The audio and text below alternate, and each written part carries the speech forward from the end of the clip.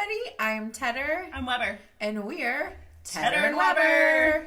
It's the Tedder and Weber show. I feel like we need some sort of like intro music. I know, we need a theme. We need like walk up music. Can we like have a strut that we walk out to? It just doesn't logistically work, guys. Sorry, we tried. Well, YouTube has all those weird rules about copyrighted music. Okay, so we need some like very talented musician to just write us more than I could play four chords on the piano. I can't play anything, and I can play flute, but it sounds like really... I'm a dying chicken if I sing. So no one needs any of that. Please enlighten us. No. You're like, It probably doesn't actually sound that way. It's just probably something I assume. I've heard you sing, and it's definitely not a dying chicken. Oh, I thought you were so going to say. Yeah. No. You have a very nice voice. Accurate depiction. Now, I can sing a couple things. Okay? I'm just going to have to lay it down for the internet peoples, okay? Mm-hmm. Well, you can sing, number one, just be...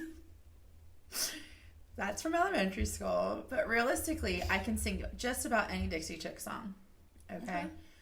And I think it's because I can do it so emphatically. Because I went through a very... had to die. Oh, you so did. Yeah.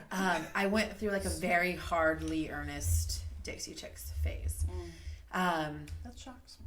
Does it? Oh, I love the Chicks. Yeah. I did. I'm not super keen on them anymore, but like early 2000s Chicks, we got it in the bag. I can also sing an Ashley Simpson song almost identical to the way she sings. Okay. To the point that my friend said, you can actually really sing. Like, you sound just like her. But if I sing anything else, it sounds terrible. I don't know. Me and Ashley Simpson got it. I've heard you in worship. Oh, that's true. And it's definitely not a dying chicken. Well, that's because God's taking control at that time. But when I rap Nelly, I don't think God takes over. So that was from the days I wasn't serving Jesus as closely as I am today. Right. We all have music that we listen to that we're not proud of. Mine just happens to be Nelly. I was on the hard rock side. No. So, I was a little bit of GNR. What's that? Guns N' Roses. Oh, that's the age difference. I'm sorry. I don't mean to say that. I did not know what GNR was. So anyway, why are we here today? Usually we talk about comparison. I am not talking to you right now. I'm sorry. I really didn't know what GNR was.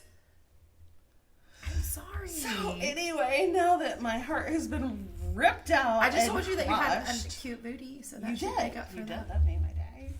And you told me my hair looked great. Your hair does look great. I like it. I love giving compliments, though. I know, and you only give genuine compliments. True, because I'm a terrible liar. Right. So when you tell me that you like my booty, or that you like my hair, me looking good. Yeah, it's true. Yeah. So I'm a terrible liar, so you just know. I know. With Tedder, what you hear is what you get. So like, I see all the things, and then I'm like, I go to say a compliment, and I'm like, have a nice meal. No, I just love people, and I think that you never know when someone might need to hear something. Absolutely. And that kind of brings us to our topic today. So this was a purposeful roundabout that we just took. You're welcome. Yeah. Okay. Because our topic today, I always have a plan. It's not always executed well, but I have one. I'm type A, remember? And so we've already discussed wrapping paper colors. So like, I'm type A. Yes. That I do. You've also traveled with me, so you know. I do, but that was fun. But I'm a very agreeable type A. You are. For being type A, I'm agreeable. Absolutely. I don't think there's been a single time, even when we were at the conference, I'm very agreeable. The only thing that I wanted was to hide. And I didn't let you do that. And you didn't let me do that. So I was not agreeable there, but that was for your own benefit. I don't even think I was angry. I know. So the roundabout today is, I feel like giving compliments that are genuine, because again, terrible liar, I feel like that is something I've been gifted with. I found that it diffuses a lot of anger and tension. It used to be something that when I was working in a retail environment, or I managed apartment communities for a really long time, don't do that. I loved it, but don't do it. It's a lot. And so whenever I was getting yelled at I also didn't work in the greatest areas. So when I was getting yelled at, which was genuinely every day, I would check out a little bit of what they were saying, and I would start looking at them and search for a compliment. Because I'm a terrible liar, it had to be genuine, so I had to like assess physically if they had like a nice sounding voice that they were shouting at me. I would diffuse the situation by interrupting them, shouting at me, and saying, "Oh my gosh, I love your shirt. Where did you get it?" Yeah, it's hard to stay mad at that point. Yep. And so then all the residents loved me because I always complimented, but they were always genuine. That's like, okay. I really am a terrible liar. That's a real story. But you had a word this week. I did. And you felt that it would maybe encourage someone. So kind of like a compliment encourages someone. Yeah.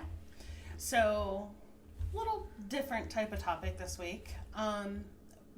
But one of the things that I've been getting a lot of revelations about things and why I do the things I do. But you have to preface it that you've been doing a lot of I've been doing a lot of work to acquire these revelations. And I will say, don't ask God to reveal things that you ain't ready to handle. Mm-mm. So you got to put on your big girl panties and you got to deal with it, and you're like, ugh. Yep. And then he's like, oh, no. Wait, there's more. Exactly. He is like, ShamWow. And so there's just been a ton of things and, patterns that I've had throughout my life, and, things that I thought I had addressed, but then I find creeping back up, and I'm like... Which is what comparison does. Correct. And I had been comparing myself because, that's... None of us are immune to it. Well, I would say that we compare ourselves because it's a safe place too. That's true. That is like it's true. a pattern of emotions that we're comfortable with. That is true. But yeah, so this word that I got in the middle of this heap of steaming revelations. No, really, thank you.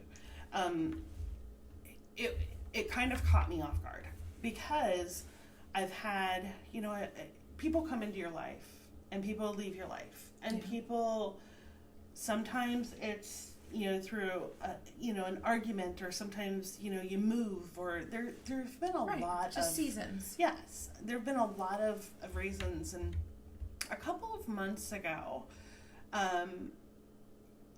it was right around the time I had COVID, and, most of the people that I had considered friends had just exited the building. No comments, no anything. And so it's natural, I think, to go, okay, well, what's wrong with me? Yeah. Whatever. But the reality is that was a really tough 3.5 weeks for me and my daughter and my mom, because she had to put up with me. But it was a really, really tough time. And in that time, I found myself not being occupied with texts or calls or, supporting others, but I also didn't have the support. There were a couple of people that did text me and check in, and that did, take care of making sure my daughter was well cared for. But where I was feeling like, oh, I'm alone, it really wasn't. It was God was trying to get me by myself. He was setting me apart so that he could finish the work that he started. Yeah. And he's by all means not finished, because I'm still here. But I started doing things that I had never done, and things that people had told me I was not good at. I started painting. And I painted some really, really cool pictures, and I'm like, I thought it was a dream. I'm like, did I do this? But it was my time talking to him. Yeah. And so fast forward a few months, because, now we're basically in the winter. I don't want to talk about it. But, here I am sitting here thinking, oh, he did this intentionally, because when you're tending to other people's needs all the time, and I do that. Like, if you're my friend, I will drop whatever. If you call me and said, hey, I need this, okay, I'm going to get it to you. But when you're doing that, and then all of a sudden you can't do it, and it kind of makes you feel worthless. And you're like, oh, what value am I adding, whatever, so here, let me paint. And I found out I really enjoyed it because it was that time that I could have with him and that stuff. And then as I got better, life got crazy, and we entered volleyball season, and holy crap, I don't think I've caught my breath, even though it's over. And now we're right into basketball season, and, it's just been a whirlwind. But what I'm realizing is that the people, I still have a few friends that I am in communication with, but I'm going to him first. Yeah. I heard a really powerful sermon. I can't remember who it was the other day, but just driving down the road and listening, and it was talking about, Jesus being your best friend. And I'm like, how many of us go to him first? Because now I feel peace. And I'm like... But would you say it's the peace that passes all understanding? Yeah, absolutely. Of course it is. Absolutely. Because I should, knowing me, I should be going, oh, well, what did I do? Oh, I need to do this. I need to do that. No, I don't. I'm like, this is me. I don't need to pretend to be energetic when I really just want to go home and sleep. I don't, I'm just me. Yeah. But I'm finally content. With you. With me. Yeah. And so I've started redoing the Bible verse mapping, and I've started, doing my studies again, on the Bible. Because you want to connect. I want to connect. Yeah. I'm searching for that connection, but I'm not searching for it with people. I'm searching for it with him. And I think that's been a really powerful shift. Yeah. And it's not that I don't want to be around people. Well, we're called to be in community. That's correct. Our whole message. But it's so that I don't think anyone thinks that of you. Right. Well, some days. Some days you're a little reclusive, and I have to say, get over it stuff. You're coming to record. Did you know that one of my neighbors who lived across the street, and she knows who she is, years ago, in the winter, I would... Is that not normal? I'm an extrovert, and I still don't do anything in the winter. My daughter would go over and play, and she would just text me, and she'd be like, I haven't seen you in X number of weeks. Oh. She's like, you need to come over. And she would call me out. So anyway, thank you to you. Even though you don't live across the street from me anymore. But I think that it was such a powerful moment that I had when this revelation did come to me, and my pattern has always been stay busy. Not because I want to do whatever, but just so you don't think about it. Just yes, there are things that I thought I had dealt with that I had not dealt with, or had not fully dealt with. So they came back a little bit, and so I'm trying now to work on the things that God's illuminating to me and address them and actually work on them. Yeah. To get them resolved. Now, there were a lot of things that he has revealed to me that I have dealt with, and that's fine. But there were some that I was just like, oh, yeah, okay, I'm good. And moved on a little too soon. But I think we do that. We're quick to say, oh, I've processed this and I've moved on. It doesn't bother me anymore. And then something will come up and it will incite this trauma response. And you're like, oh, why am I acting this way? Why do I feel this way? Yeah. So, I'm processing a lot of things from early 2000s. Oh, wow. Yeah. That I thought I had dealt with. Yeah. And you probably had dealt with them in some capacity. Yes, I have. But that doesn't mean you were all the way healed and released from it. It's a re-surrendering process. Yeah. And, the big things I had taken care of, and these are, not probably top layer issues, but they're still important. And so I would just like to encourage anybody who's watching that if you feel like people are kind of moving away from you and you feel like you're alone and you feel like you're just kind of, I don't know, treading water, and not really going forward, not really going backwards, but you just have that, okay, what, yes, like, what am I supposed to do? I just want to remind you to go to him first and seek him genuinely. Do whatever it takes in order to do that. If it's driving in your car and listening to sermons, if it's worship music, if it's whatever. So I was just going to say that I had a friend who kind of went through something similar where, like, all at once, all of her support circle was just gone. And I think it was around that same time that she committed everywhere she drove. She did not listen to music at all because she dedicated it to a time just to spend with God. And so she did it for a year. Wow, that's discipline. Yeah, I'd have been like a week maybe. I always call someone in my car. I'm always on the phone in my car. It's the only time everyone's quiet, so I always talk in the car. But yeah, she's like, I got to commit to this because I need to spend time with God. And that was the way in that season of her life that though she was isolated and she was alone, she was able to have that relationship, that First Thessalonians relationship that says pray without ceasing. That's what I wanted to say when you said about God being your best friend, is I thought of that verse. It's First Thessalonians 5:16 through 19. And it says that you could pull that right off. I may or may not have an entire book lined out from that scripture. Okay. So, all right, that's fair. That is why it's not because I'm some like Bible scholar, so no one feel bad about themselves. And I have it like posted over my bed, so like I can see it all the time. Because it does say to, these are these things that are important to God, and it's praying without ceasing is one of them, and giving thanks and being thankful in all situations. And that's what I kept feeling like when you were talking, is just like that relationship with God. That's what that verse is talking about, this praying without ceasing. I don't interpret Paul's words to be, and this is me, again, no Bible scholar, to be like we should be only on our hands and knees praying 24/7. No.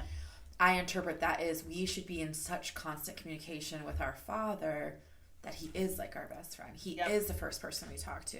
He is when we say, oh God, I can't do this. Like, that's the first reaction. It's not, hello girlfriend, I need to talk about this. And like, I'm, not that that's wrong. Cause like we all need people in our lives that we can call. There was a sermon that I heard on that too. And it talked specifically about that verse. And it was like, the pastor and his wife kept phones in their pocket.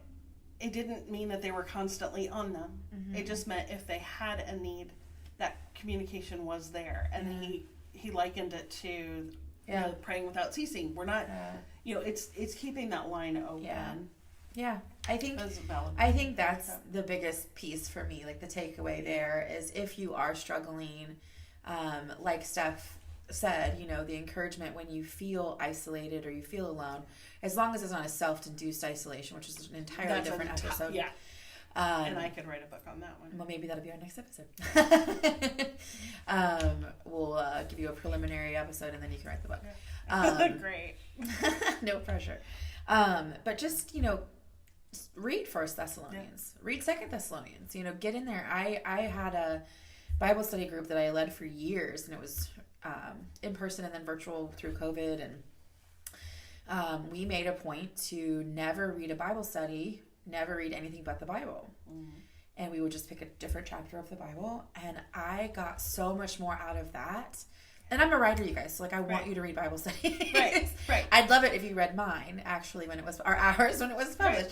But, but it was so nice just to have that weekly, because I'll be honest, in the seasons that I've been in, there are times where that's the only time I read the Bible.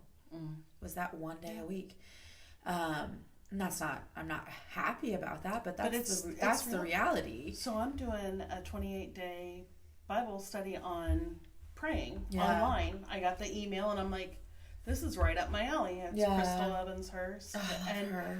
And it, so I ordered the book and I jumped right in, and I'm actually following it because I do have this commitment to boost up my prayer life, because one of the things that I'm seeing is I think a lot of the peace that I have And let me be clear, the peace is not just in my head or in my heart. Like, it's like I can't. It's a full shoulder relaxation Correct. situation. Like, it's unlike anything that I've experienced longer term before.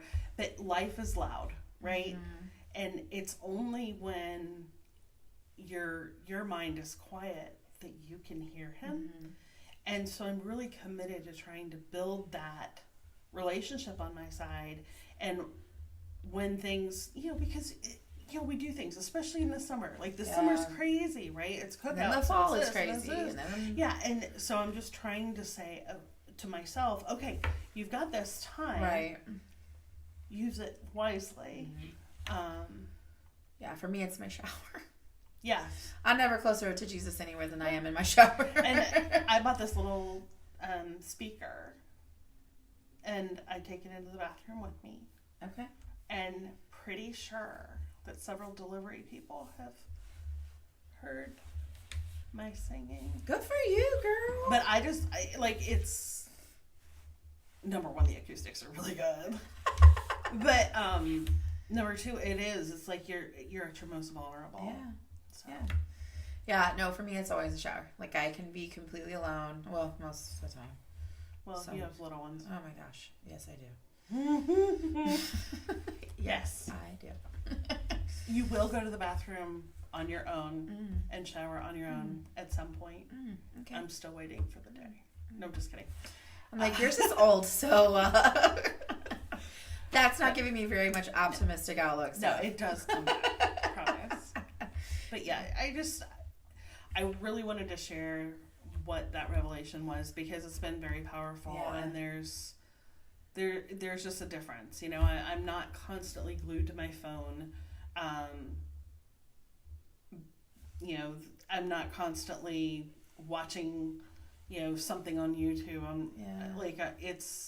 I'm trying comfort to be more show on in the background. Right. I'm trying to be a little more intentional. And it's funny because I always have to have a movie on to go to bed, and it's always something I've seen 5,000 times. That's so funny. I cannot. There's no way. Yeah. Oh, yeah. And, literally for the past week and a half, I don't even make it past the opening credits. It's hilarious. And normally I'm like... See, I can't. It doesn't matter if I've seen a movie or a show or not. I still, if it's on and I'm trying to go to sleep, I'm like... Nope. And my husband knows this, and he takes advantage of it, because, I'll be so tired, and he'll be like, just one more episode, and he won't say anything, and he'll just, let the Netflix roll to it, and I'm like, oh, I'm so tired. Yeah, now I'll fall asleep right in the middle of it. Oh, don't. It's not fun. But I'm so thankful that you shared that, and hopefully it encouraged somebody out there, and that's our whole heart behind this ministry, is just to encourage you to let go of that comparison mindset, and to just take up the freedom afforded by Christ's sacrifice on the cross. Yes. So that's it. With that, like, comment, share, subscribe, do all the things. Yes, we appreciate you. And then we'll see you next week. Yes, stay tuned. We'll see you next week. Thanks for watching. Bye. Bye.